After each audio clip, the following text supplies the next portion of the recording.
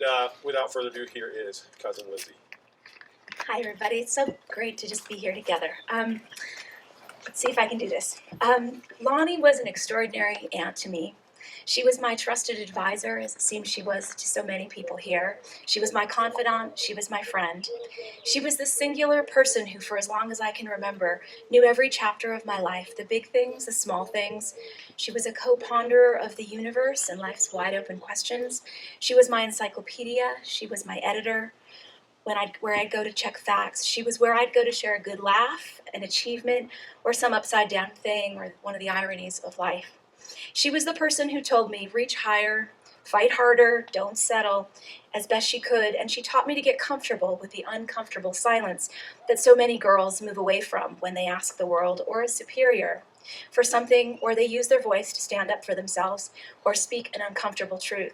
Get comfortable with the pause, she'd say, with the uncomfortable silence. Would a man do that? Are you getting a fair shake?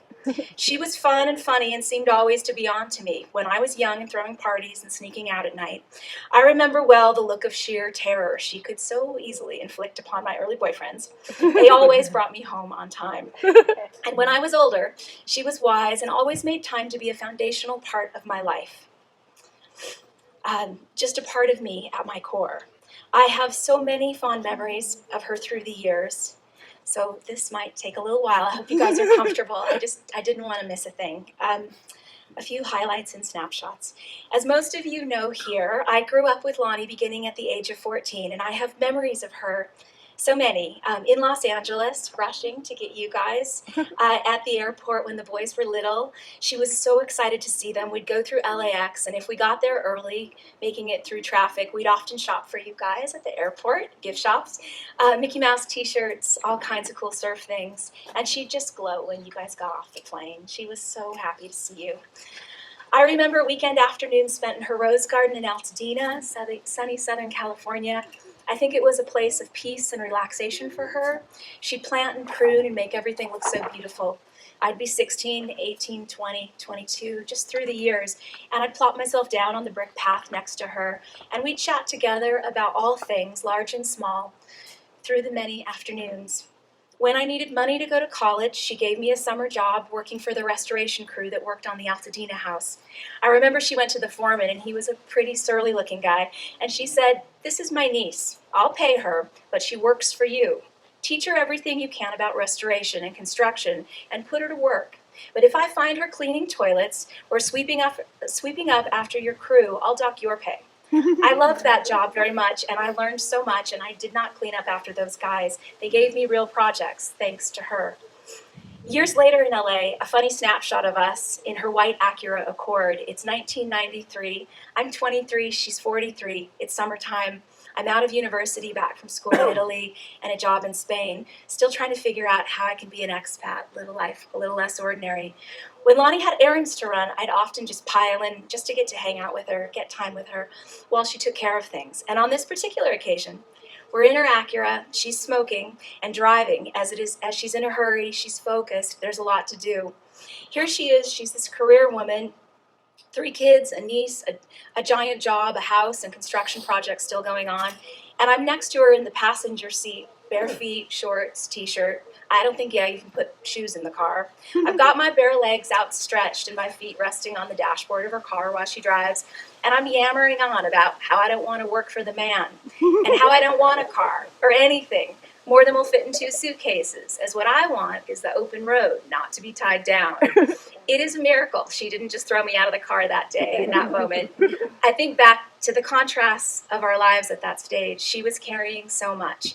I'll never forget, she just looked over at me with her giant glasses, taking me in and sizing me up, as she often did, with my bare feet on the dashboard, and with a kind of amused look, she took a big drag of her cigarette and says, "Honey, you're gonna be fine." And I was. Not so long after, when she finally gave up her law career, she had this massive closet full of suits and really uncomfortable looking dresses and heels. And she said, "Elizabeth, I have a special mission for you. I want you to get rid of everything in the closet. I don't want to know what happens to it. Don't tell me, just do it." It was awesome.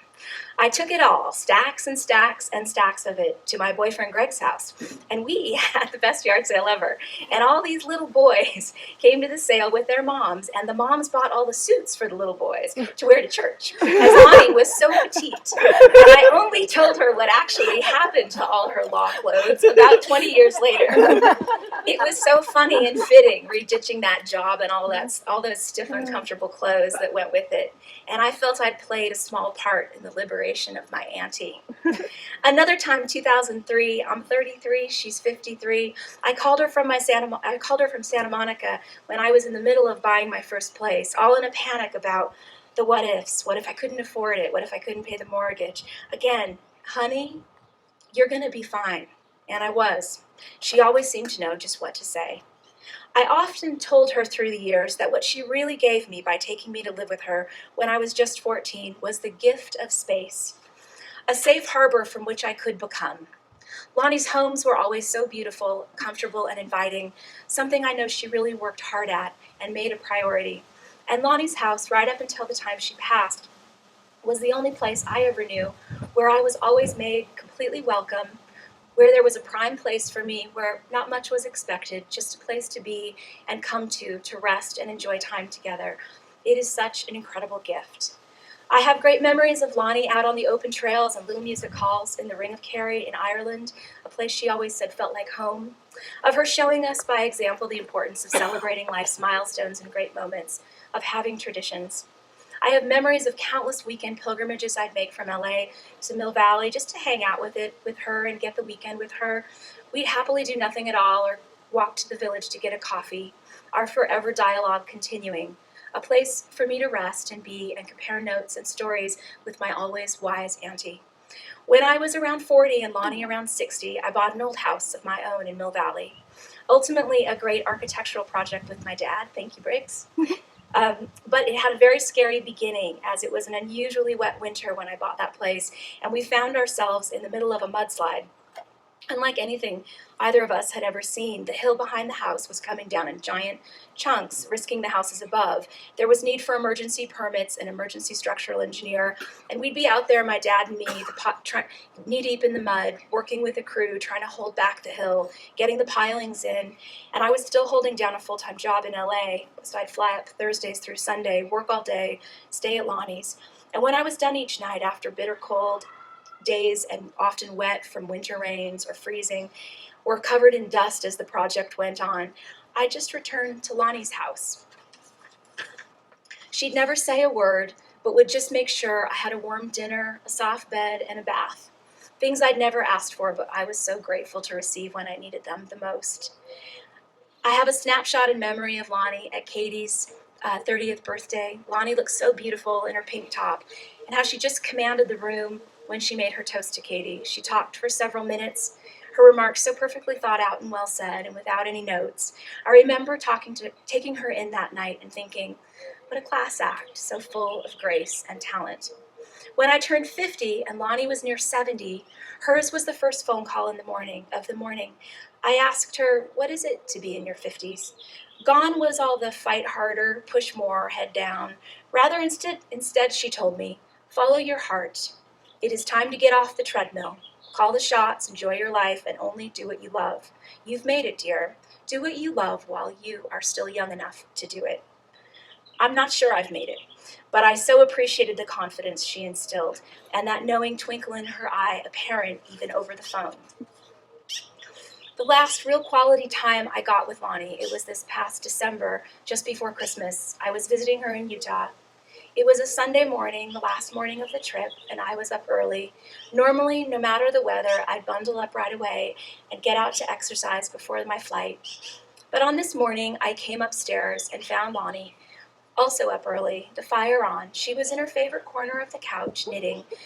There was a beautiful blanket of fresh snow covering the ground outside, her windows, and the snow that kept coming gently down. That morning, instead of putting on my shoes to go out, I curled up with a cup of coffee in a chair by the fireplace across from her, and we just talked about all things for hours, as we always had until it was time to go. It's a fond memory that will be forever with me, time well spent with my wonderful and wise auntie. I am grateful for all of you.